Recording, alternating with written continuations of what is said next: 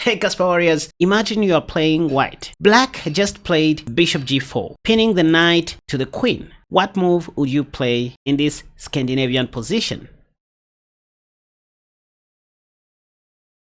For now, that's for you to answer, but what I'm going to do is to show you why most players rated 1500 and below blunder a lot. After watching this video, I'm very much confident that you will stop blundering anyhow, or at least you're going to reduce your blundering habits, if there's any phrase like that.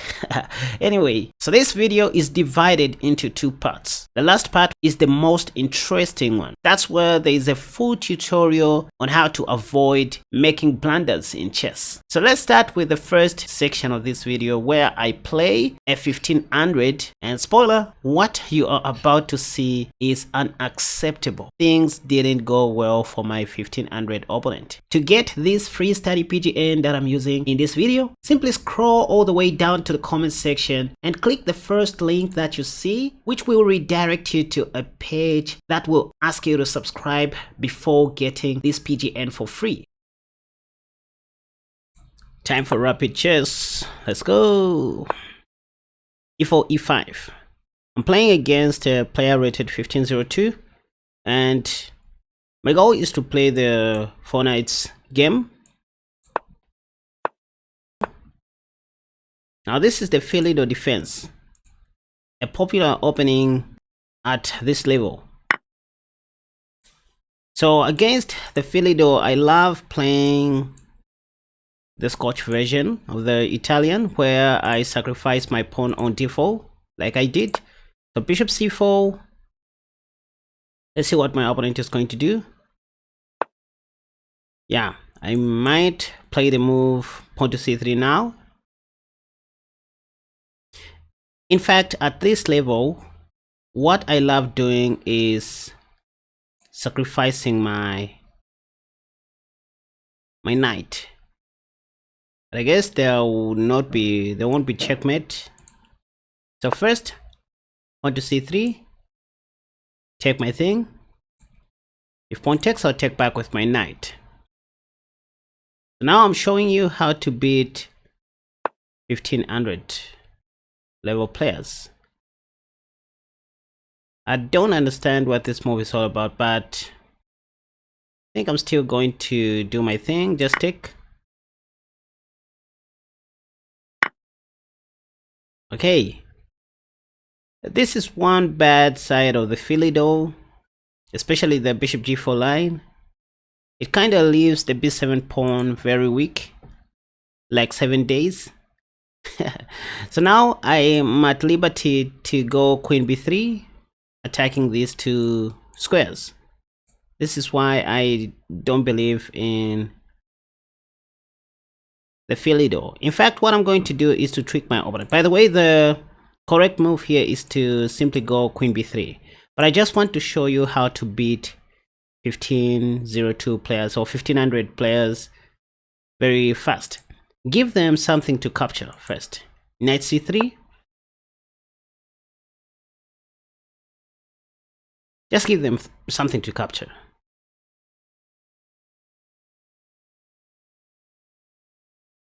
Yes, my opponent is going to take. After that, I'm going to surprise them, sacrificing my queen like this. Just give them something to capture. They will always capture. By the way, with knight e4, knight e5, I'm double attacking the bishop. I'm also going to win back my knight. I also have queen b3. So these are tactics that are very difficult for people at this level to see. You see, just give them something to capture, they will fall for that. Now this is checkmate. This is how I win against most players at this level. What lesson do we learn from this game? To take is a mistake. Just because something appears to be free for grabs, it doesn't mean you should take it. No. When your opponent offers you something to eat, think twice about it before taking. In short, play active chess. Don't just take.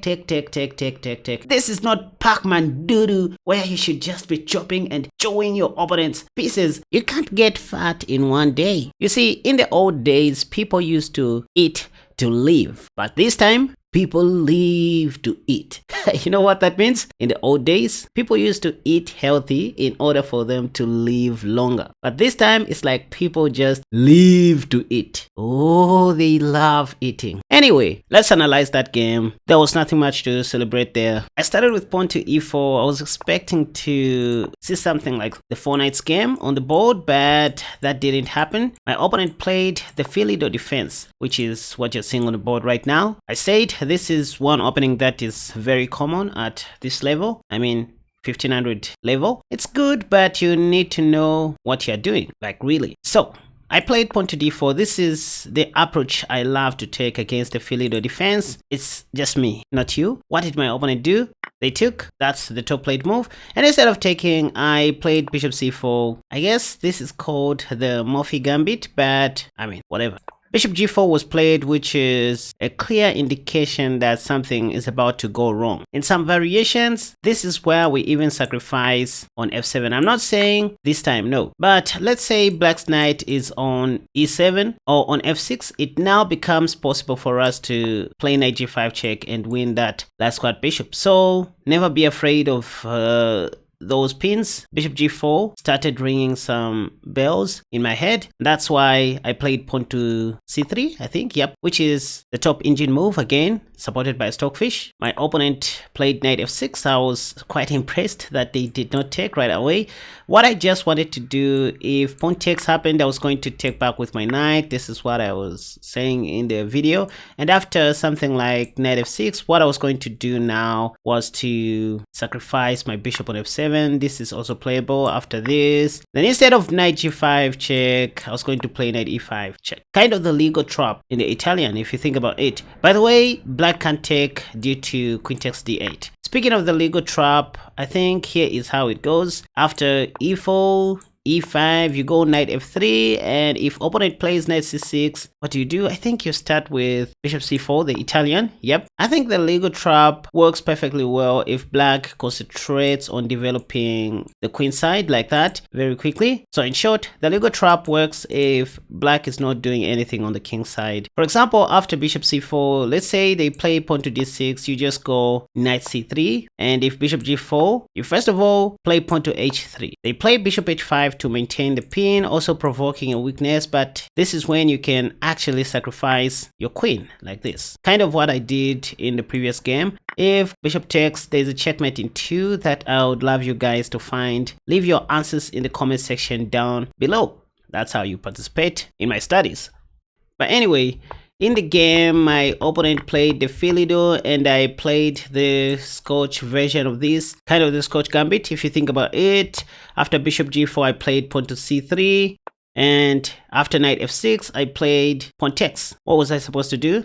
Yep. So that was the top played move. I was expecting to see something like bishop e7 and castle short, but my opponent played knight takes e4. First indication, I said one problem with most 1500s is that they love taking anything they see on the board. Thou shalt not eat too much in chess, as some grandmasters love saying to take is a mistake. If you haven't gotten anything that I've said so far, just remember this quote. If something appears to be too good to be true, think twice about that. Take a moment, pause, and think of the reasons why you shouldn't fall for anything like that. So that's the only time you need to pause and think extra hard, trying to see why you shouldn't take, unless you are very sure that there's no any dangerous follow-up. There's no harm in ignoring your opponent's free pieces. Anywho, I played knight c3, which was not even the best. In the game, I said queen b3 looks attractive, or I think I said something like queen b3 is the main move.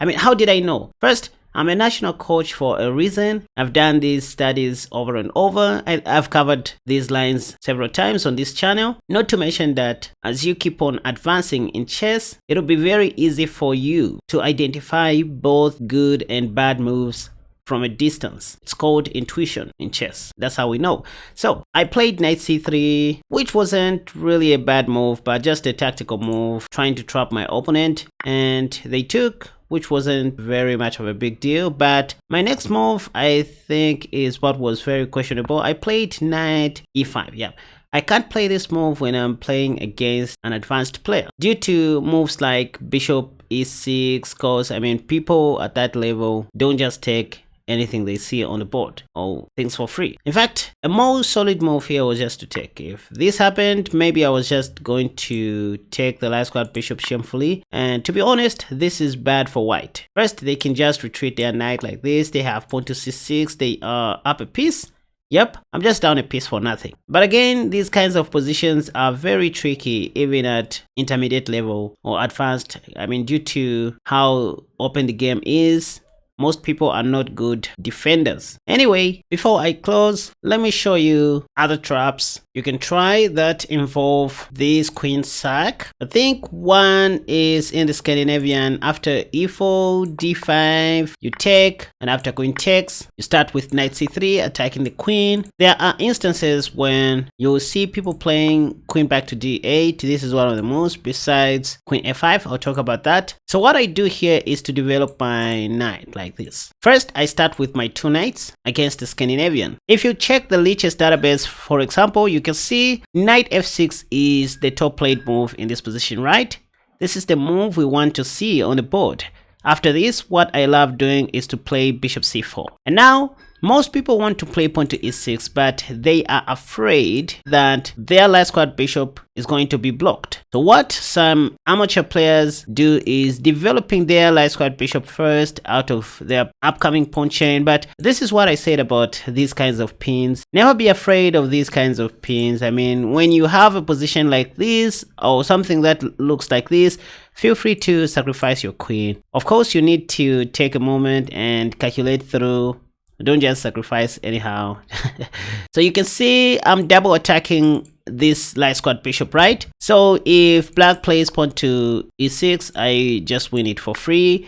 But if they take my queen like Pep, that's checkmate in one. Oh, I want you to picture this and retain it, because I'm about to show you another similar trap that involves a queen sack. Yes, this happens in the Caro-Kann after e4, c6, knight f3, d5, knight c3, pawn takes. Yeah, this is the two knights attack against the Caro-Kann. So you first of all take on e4, and after bishop f5, which they usually do, you attack that bishop again. After bishop g6, you follow it up with pawn to h4, wanting to trap that bishop. So you can see the top played move again in the Lichess database is pawn to h6, but this is when you can first of all attack that light squared bishop, and once it goes back, you go queen h5. You just want to checkmate, right? This is what we do. And again, you can see the top played move is pawn to g6. Nobody is comfortable of queen h5, so they do this. You pre-move bishop c4. Point is, if they take now, that's checkmate. So you need to know these tactics and traps, you guys. If they don't take your queen, and let's say they go pawn to e6, the best place where you can put your queen is the e2 square, not on f3. You'll do this for the next trap. They play bishop g7, trying to get rid of your knight, but this is bad due to knight takes f7. If king takes, you have mate in 2, like pap. There is another reason why you have to subscribe to this channel. Alright, that's it for today, you guys. I hope you enjoyed, and let me know what you think about these tricks in the comment section down below. And remember, the theme of this video was thou shalt not take anything you see on the board. Chess is not Pac-Man doo-doo where you just eat anything you see along the way. You cannot get fat in one day. Anywho, want to take your chess seriously? Simply head over to the comment section down below and find a special link to my courses that you should click. You will be redirected to my Patreon page where you can access all my wonderful courses. By the way, that's how you support this channel. And hey, if you really care about this channel and want to see us grow, simply head over to the homepage and click the subscribe button. Also, don't forget to turn on the bell notification icon for all my content. That way you won't miss any of my future uploads. Lastly, to get this free study PGN that I'm using in this video, simply scroll all the way down to the comment section and click the first link that you see, which will redirect you to a page that will ask you to subscribe before getting this PGN for free. And that will look like something like this. Right.